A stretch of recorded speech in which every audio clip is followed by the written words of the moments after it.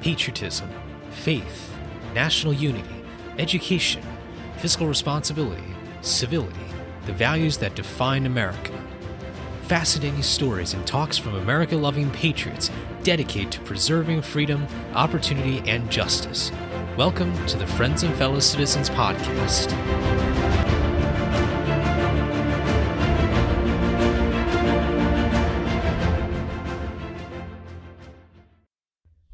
Hello everyone and welcome to another episode of Friends and Fellow Citizens. I'm your host, Sherman. As always, thank you all so much for joining me for this solo episode. This will be the final solo episode of 2024, if you can believe it already. We got a lot more to come in 2025. I'm very excited to bring in some more content, more guests, more amazing episodes for you all to enjoy. Before we get to our main content, as always, a thank you to our Patreon supporters. They are the best supporters for this show. If you haven't already, make sure to subscribe to Friends and Fellow Citizens if you haven't already. And for our Patreon members, again, I just say I'm really grateful for another year of support for this group of people, and there's a lot of great benefits that you get depending on your tier level. So be sure to check out more info down in the show notes below. This episode will be a bit of an episode of two parts, really. The first is obviously covering our signer. The second part is a short bit from me about the holidays. Since this will be the final episode before the Christmas, New Year's, winter holidays, it'll be fitting to have a bit of a Christmas reference and some thoughts I have about that. So let's first get into our first topic here, which is about James Smith from Pennsylvania, and he is our next signer to cover in this Sacred Honor series.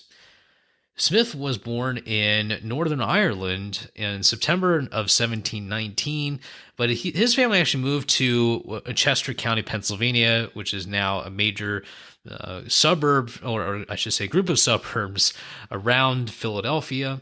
His family moved there in the 1720s, so that's really where, of course, he got his careers going. I want to preface by saying that James Smith is one of those signers who does not have a whole lot of information about him. I wasn't able to find a lot of literature or a whole lot of interesting things about him.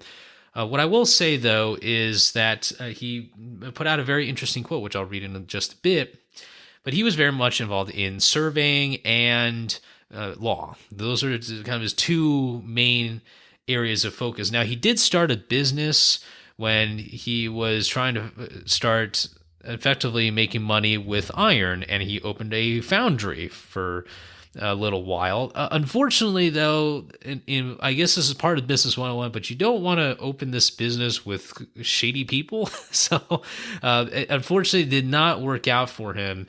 As I'm reading here from a quote from the Descendants of the Signers of the Declaration of Independence, which is a great site where I get a lot of my information from. There's a quote saying that Smith described these two businessmen, one of whom was a knave and the other a fool. Not the best start for him. But luckily, he wasn't really into business anyway, and he decides to continue his background in law and surveying, and he had quite the law business here in the 1760s into the 1770s, and he would actually continue law for quite some time.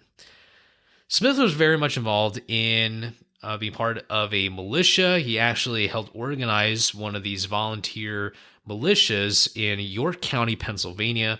And York, Pennsylvania has a bit of a history with the American Revolutionary times, so just for him to be in that space probably meant a lot, knew all these kinds of different people. Led to the state convention in January of 1775. And he had a quote here, which is probably the most notable quote I could actually find from him. But he said, quote, "If the British administration should determine by force to effect a submission to the late arbitrary acts of the British Parliament, in such a situation, we hold it our indispensable duty to resist such force, and at every hazard to defend the rights and liberties of America." Quite a forceful statement. He's obviously developed a huge passion for independence. Remember that the Pennsylvania delegation had a bit of a problem with certain delegates being very skeptical of independence, and James Smith is one of those delegates who is on board with pro-independence. Obviously, otherwise Pennsylvania would not have adopted independence. Nonetheless, James Smith is one to, I would describe as someone who held the line, who did his job. Now, I know I mentioned earlier that there's not a whole lot of information about him, but as you'll hear a little bit more towards the end of this episode, I do think it's people like James Smith who, I guess for many different reasons, probably maybe did a service a way to not be as bombastic, or perhaps one to put himself in a lot of trouble. Remember, this time was so critical because putting your name on the Declaration of Independence was basically like signing your own death warrant. And for Smith to do so, and for every single one of these signers to do so, it could change everyone's lives. And as we've seen through this series, we've had signers who ultimately became very successful later on, and others who didn't even see the end of the Revolutionary War, and certainly not the start of the Constitution and of the start of the country. After much debate and after all the deliberations that had occurred up to this point, James Smith becomes the 29th signer of the Declaration of Independence. So we are now moving along within the Pennsylvania delegation. Smith does not play a whole lot of major roles after his signing.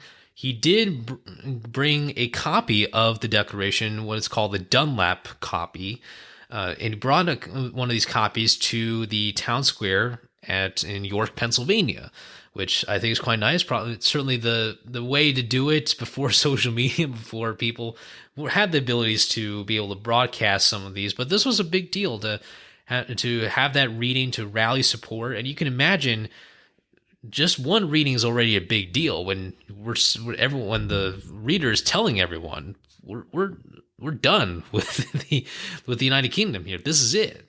We are formally signing this agreement here that we are not going to partake in being part of this country anymore. We are self-declaring we are not British citizens anymore. And I just, again, reiterate this idea that the signers, even though they had a lot of different types of careers, even though some were far more successful or lived a lot longer and therefore could be a lot more successful than others, but it's those little things, right? It's those small things about politics, about speaking to the people, about bringing the message out and rallying the troops, and I mean, literally and figuratively, but just bringing out the passion for American revolution and of independence.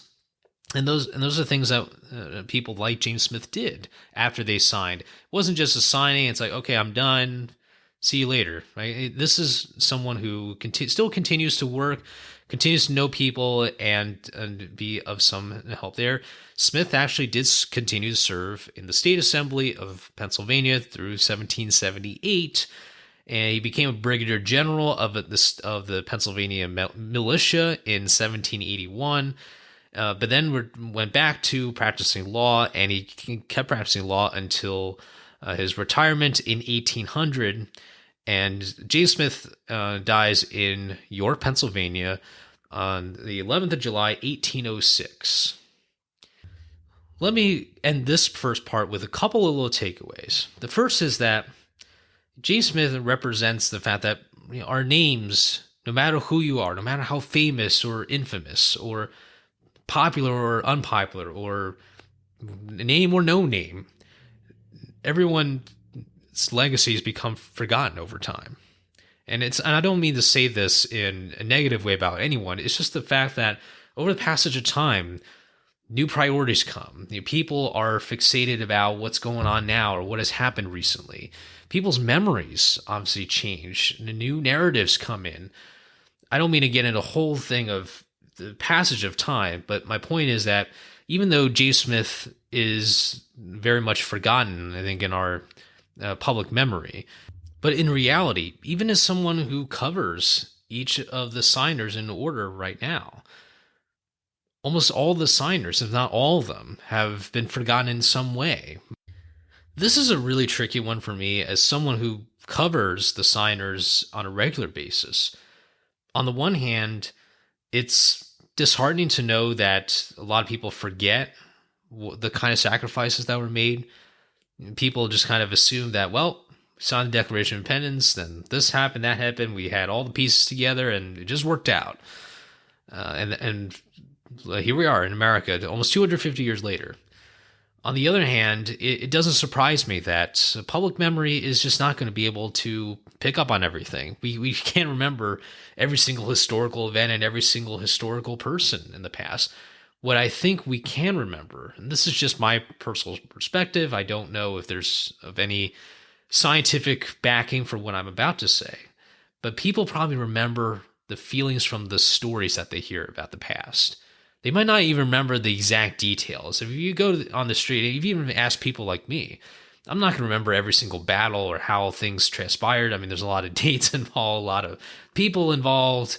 This person knew that person, but this person might not have known that person. There's just too many dots to connect, I think, for any human mind to be able to remember, unless you really study this subject as a passion. But what people probably want to get the most out of history, particularly American history, is how that story fits into the story of America. We like to discuss America as an opportunity for the American dream, opportunity to work hard, to have a family, to buy your own home, whatever it is that people want to do in this part of American dream. They want to find stories in history that relate to them. I heard a quote somewhere, and I'm sure my parents have mentioned it at some point, but I can't remember the exact quote. And that is, if you can't tell a story that directly relates to people, you can never persuade those people. And that is what we need to do, I think, as Americans who are interested in history, is being able to tell some of these stories. We might not remember every single name, but at least we can bring out the essence. We can tell a story about James Smith or Ben Franklin or George Washington or Thomas Jefferson or Clara Barton or whoever in history, and we can say to people, here's where I think you can fit in, or here's a trait that I saw or I read about in history that reminded me of you. It's that connectivity, connecting those stories, and that is very much the essence of what Friends and Fellow Citizens is about connecting people, even if those people are not remembered in public memory. There are still always opportunities to connect history and with the present. And if we connect those two, maybe we can know where we're going in the future. The second point is, and this is relating to, I think, our next part here. And forgive me if it's not directly related to the signer here. But as I was recalling earlier, these kinds of roles that the signers had, this required a lot of time away from home. And I was thinking about the holidays and thinking, well, the holidays, obviously we think about Christmas and decorations and the Christmas tree, Santa Claus, all kinds of things. We associate those with the holidays. But what else is deeper? And I wanted to try something here today. And instead of talking specifically about the holidays, I want to read a couple little excerpts from a letter from John Adams to his wife, Abigail Adams. And this is dated September 29th, 1774. Now, you might be thinking, why are you reading a letter from the fall when we're already looking at the winter time here? But it's really this first paragraph that brings me about the kind of essence of the holidays here. John Adams writes, "My dear, sitting down to write to you is a scene almost too tender for my state of nerves. It calls up to my view the anxious, distressed state you must be in, amidst the confusions and dangers which surround you.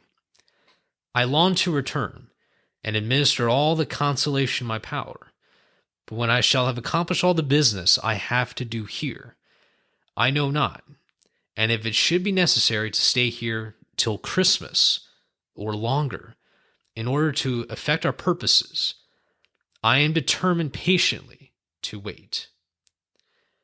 Patience, forbearance, long-suffering are the lessons taught here for our province, and at the same time absolute and open resistance to the new government.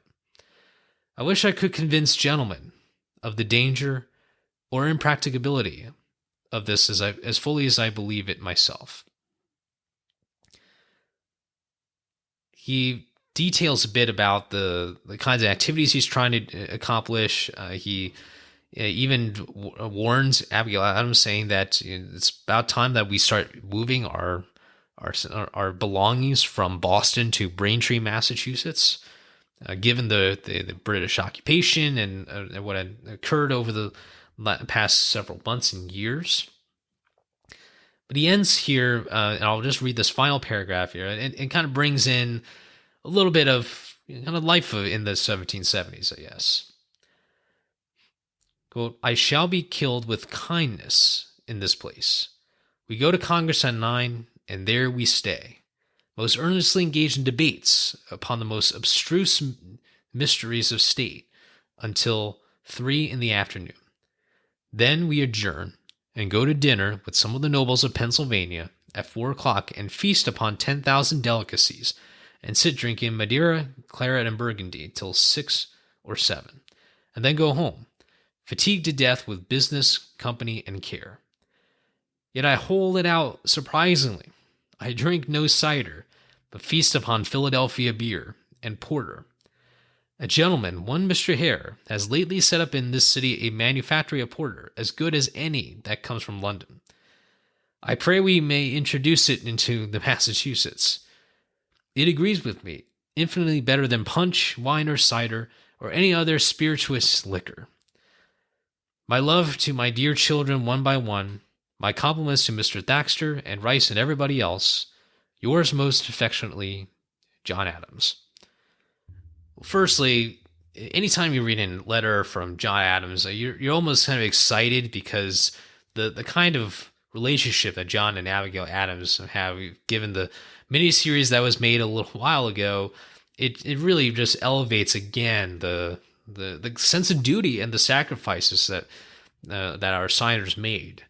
The second is that the last part there was very much a good description of some of the things that the signers could have indulged in, with the alcohol, with the company, but people needed each other. I'm not saying I think people should drink responsibly, whether in 1774 or 2024, but I'm just saying that it's nice to hear these different sides of the signers here. So he's telling Abigail a bit more about his day to day.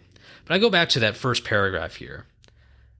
But when I shall have accomplished all the business I have to do here, I know not, and if it should be necessary to stay here till Christmas or longer in order to effect our purposes, I am determined patiently to wait. I read this first paragraph and I think about the kinds of sacrifices that all of us have made at some point regarding the holidays. The holidays very much are an idealistic time when we think that, everything's going to work out just right, and hopefully we do every single year. But sometimes things happen. Sometimes we miss out because of work, because of illness, or because of other circumstances. Even when we're celebrating the holidays, we might be distracted at some point. And this first paragraph reminds me of the fact that even if, as many of us have, if not all of us, have been thinking about the holidays for all this time, there's a sense of solemnness, of peace, knowing that there's a reason why I have to be away for all this time, and only to be back home during the holidays, or just a handful of days throughout the year. I think a lot about that journey when I'm in this graduate program right now, when the PhD program is something that is very rigorous, that there is an obligation to be on campus, to be here when you're teaching, when you're doing research. And there's a lot of times when you think, oh man, I really wish I could go back home and enjoy this and that. And there's the friends, the family, and it's hard. I'm not going to lie. I mean, it's hard every time I think about home, but I always remind myself as to why I'm here. Why is it that I have to be out here to do the work? And it's people like John Adams, or when someone writes something like that and they say that we're trying to get our work done, sometimes we do have to make the sacrifice. Now, I'm not comparing my PhD program to signing the Declaration of Independence. What I'm saying is that all of us, I think, have a connection to the feeling that John Adams is having. That there's that feeling where you are worried about your family and your friends, and you know that you've got a lot of work to do. You've got to make sure you get it done before you can go back home. And it just brings back the value of the holidays. Holidays, I think, are not just a time of vacation to spend with family, although that is the core value. It's all that time that leads up to the holidays that I think really makes the holiday season really special. It makes that time more precious. If we had a holiday every week, it wouldn't matter because we would just know it. We just know that, if I miss this holiday, there's always going to be another one next week. But holidays only come once a year. Christmas comes once a year. Anniversaries come once a year. It's not a holiday, but anniversaries, birthdays, whatever other special events. A lot of these special events only happen once a year. And as you count the years, you count the time, it just makes you feel that much more important as a member of your family. And I just like to share this with you before we start the holiday season. I guess maybe some of us are already in that mood right now with what is available now in Walmart and Target and all this Christmas and winter decorations everywhere. But just as a reminder that for all this time in human history, there have been individuals who long for the holidays, and it's so valuable for us to take advantage of that time to think about things, to talk about things, to just be with family. And so I will leave you with that. With all this, thank you all so much for listening to this episode. I hope you enjoy the winter holiday season. Merry Christmas, Happy Holidays, and Happy New Year to all of you. We will see you in the first episode of January 2025, sooner than you think. Meantime, have a great rest of your day, rest of your week, and rest of your holiday season. And remember, a day in America is always better when we are with our friends and fellow citizens.